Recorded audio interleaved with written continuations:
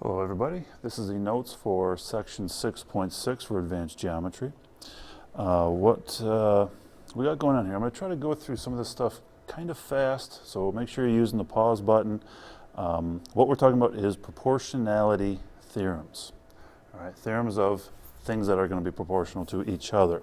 So we've done a lot of stuff with proportions already, talking about similar triangles and setting up those corresponding sides that have the equal ratios. Here, you're not going to be given the proportions. You're going to be setting them up yourself. So we've already done this a little bit. What we're looking at here in this picture is a triangle with a mid-segment. Okay, notice how we've got tick mark, double tick marks, double tick marks. So midpoint to midpoint, F is a mid-segment. So we know that F, the length of F is 1/2 of E. If we divided both sides by E, what we'll be looking at is F over E equals 1/2, proportions. All right. If we compared A to B, looking at the left side of this triangle, the top over bottom, A over B, it's going to be the same thing on the other side, C over D, top over bottom. I've stressed it a bunch of times. Be consistent in what you're setting up. Okay, we're comparing two different sides of this triangles, but it's top over bottom, that's the A over B, compared to the right side, top over bottom. Now, these are equal because A and B are the same, so this fraction is 1. C and D are the same. That fraction is 1. I'm pretty sure 1 equals 1. All right, so we've done some things like this before. And looking at these two triangles, because the mid-segment is parallel to the third side, we have similar triangles. One pair of angles because they're corresponding. There's a second pair of angles because they're corresponding. So we have similar triangles. So when we compare corresponding sides, side A of the top triangle, it corresponds to side A plus B. The whole thing going along there. That will equal another pair of corresponding sides. C compared to its corresponding side of C plus D, that would also equal F compared to E, because those are corresponding sides. So we got lots of proportions that we've already dealt with before in a triangle with a mid-segment. We've got something very similar here. It is called the triangle proportionality theorem. Basically, it says if you have a segment inside of a triangle that is parallel to one of the sides. Okay, it doesn't have to be a mid-segment, it's just got to be parallel to a third side. It divides the other two sides up proportionally. Okay, so if TU is parallel to QS, so those two segments are parallel, that parallel line, TU, it has cut the other sides, RQ and RS, proportionally, and that's what this circle is right there, those two ratios. All right, now I've put a bunch of letters in here just so it's easier to write with, but RT is B over TQ, which is A, equals RU, which is C, over US, which is D. Now, the thing about this triangle proportionality theorem is there's a bunch of different ways to set it up, and that's what I got here with this green question. But if we just switch some of these things around, we could go B over C equals A over D. That's one of those, that's a weird D. The board's not working right. That's one of those properties we talked about in section 6.2, where I'm just switching one numerator with the other denominator. So, but if you look at the picture, B over C are the two sides on the right side of the parallel line TU. A over D are the sides on the left, top over bottom. B over C is top over bottom, A over D, top over bottom, just on the different sides of that parallel line TU. Like I showed you in the previous slide, we have similar triangles. Again, parallel lines, we have two pairs of congruent angles. So we got angle-angle similarity. We could do side B over its corresponding side of RQ, which is B plus A. That would equal C over the whole thing of C plus D.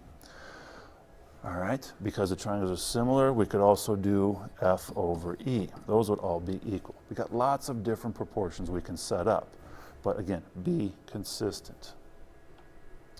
All right, the next theorem is the converse of the triangle proportionality.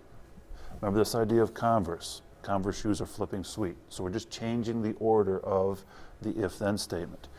If we have corresponding parts that are congruent ratios, that's going to force those two lines to be parallel.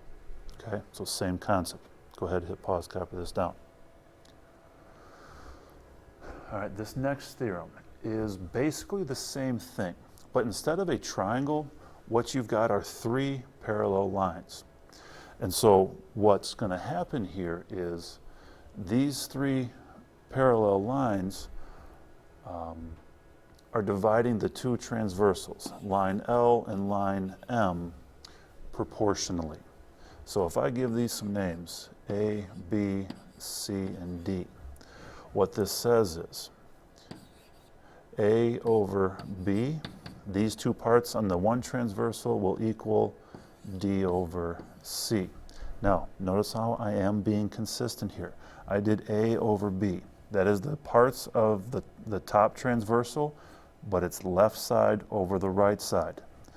I did the same thing with the bottom transversal. D over C is the left side segment over the right side segment. Okay? And again, we could do some other things. We could do A over the whole thing, which would be segment UY, so A plus B, as long as you do the same thing with the other transversal. So that would be D over the whole thing, VZ, which would be D plus C.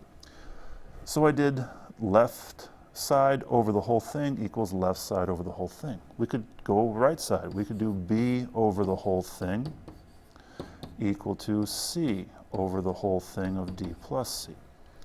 All right, and all of these, we could flip them around. We can do that reciprocal property as long as we flip both fractions. You got lots of different proportions, but that's the idea of this one. Those three parallel lines are cutting those two transversals proportionally. So as long as you're comparing corresponding things, everything works out beautifully. All right, the next theorem here, kind of a tougher one, but what we have, this red line in this picture, is an angle bisector. That angle bisector, it cuts the opposite side proportionally with the sides of the angle that it's bisecting. So, in the picture, this is the proportion you're setting up. And there are some different ways you could set this up. What they have, and I like the X, Y, W, and Z, just it's easier to follow along in my mind. So if it's not for you, then concentrate on the segment names. But we got this angle bisector. It crosses that third side, side AB. It's going to divide that side into two parts, Y and X. Now, part Y is above the angle bisector. Part X is below it. So this ratio will equal the side of the angle above the angle bisector, so Z, over the side below the angle bisector, which would be W. Okay, that's the given theorem. That's what the theorem says. Again, with those rules of ratios, how we can kind of manipulate, move some numbers around to keep the fractions equal, I kind of like this method. The parts of the segment above the angle bisector, so Y compared to Z, that will equal the ratio of the parts below the angle bisector. But again, be consistent. Y is part of that third side that's getting split. So then we're going to go X over W. All right, all we're really doing from this proportion here, we're just switching a numerator with the other denominator.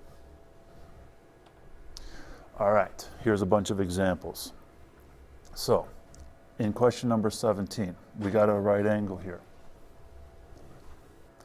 All right, I just had to hit pause here. Mr. Sauer's kid came in to thanks for the iPad, so that kid's really cute. All right, looking at question number 17, we got a 90-degree angle, but we also got this 45, which makes that a 45. So what we're looking at, this segment here, it's an angle bisector. So to solve for X, that last theorem I just talked about, x over 10. These two parts on the right side of the angle bisector will equal 5 root 2 over 10. Now, the nice thing that happens here is, notice how our denominators are the same, so they kind of cancel out. What we get is x equals 5 root 2. What we're really dealing with is an isosceles triangle, so when you draw on that angle bisector, it cuts that opposite side into 2 equal parts. But that's the idea of setting up these proportions. All right, for number 18, we're not really given any information that we need, sort of. We need to take an extra step. Notice this angle of 70 and 110. Those two angles are supplementary, and they're on the interior of these two lines. They're consecutive interior angles, and they are supplementary, which forces these two lines to be parallel. Now that the lines are parallel, now we can use these proportionality theorems. So what I'm going to do is x over 9. So on the right side, I'm doing top over bottom. I'm going to do the same thing, but on the left side. Top is 14 over bottom 6. There's our equal proportions. So then we just cross multiply, or just multiply both sides by 9. So what we would get is x equals, is that 7? That's 3, that'll cancel out that 3, 7, 21 I think. Yeah, you double check it, I think it's 21. All right, for the next 3 problems, they're all dealing with this same bottom picture. To find these variables, notice how we got our 3 lines. So we're going to have corresponding ratios, all right? So to find x, what I'm going to do is concentrate on this side compared to this side. X,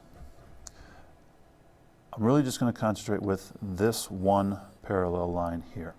So x compared to the top part, which is the 4 plus 2. So x over 6 will equal, x's corresponding side goes down here to this 3, compared to the whole thing on the other side of side m, which is the 6 plus 3. So that is 9.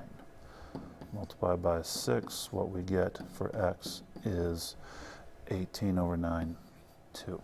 So now that x is 2, all right, let me clean up the picture so we can concentrate on the picture that we need for solving for the next variable. To solve for m, what I'm going to do is concentrate on, again, we have parallel lines, so we have corresponding angles, we have similar triangles. But what I'm going to concentrate on are the 2 triangles. This triangle here compared to the whole thing. So m, that side, it corresponds to this side of 5. So now other corresponding sides. Well, I'm going to concentrate on this side of the blue triangle. That side is 6 plus 3, which is 9, over its corresponding side, which is all of this. So 9 plus the 3, which is 12. There's our corresponding ratio, or proportionals.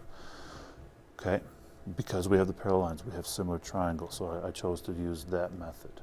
To find variable a, basically the same thing. Once we know m, if we multiply both sides by 5, knowing m makes solving for a little bit easier. We got 45 over 12, which unfortunately is not a clean number. What do we got? Common factor of 3, so 15 over 4. Okay. 15 over 4. So now to find variable a, I'm going to concentrate on this parallel line here in green, and again use similar triangles, with this triangle compared to the blue one that's already there. So a would correspond to that side m, which is the 15/4. That will equal other corresponding sides. 3 compared to its corresponding side, which is the whole blue here, 9. Now you're going to cross multiply. Or actually, you can just multiply by the 15/4, because that would cancel out those. So a is 3/9 times 15/4, which is going to be 45. I don't know if you can see that orange thing that just came, or the yellow thing that just came up, but boy, it's annoying. 9 times 4, 36. There's the value of A, which it does simplify also, but that's all of them. That is it. Bye.